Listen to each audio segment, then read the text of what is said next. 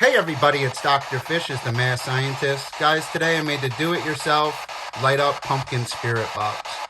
For this, guys, I had a guy named Steve that runs a channel called Small Town Investigations. He sent me a spirit box.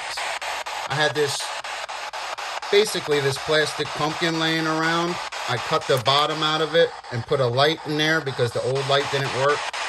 I cut a little slit for the spirit box and slid it right in. This right here is a charge pack. It charges the microphone that Steve sent me. I added a shish kebab stick, you can see right there, to hold up the microphone. Well, it's not a microphone, excuse me, it's a speaker. So basically I can hear the spirits. Kind of looks like it would be a microphone, but it's not. I added LED Christmas tree lights. I think this is really cool. You just can pick it up. So do it yourself, light up pumpkin spirit box. Really cool. I did catch some voices through it last night. I'm going to see if I can catch some through it tonight. And that's basically it, guys.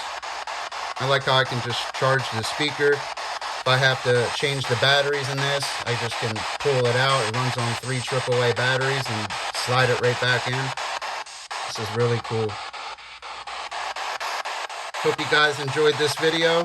Dr. Fish out.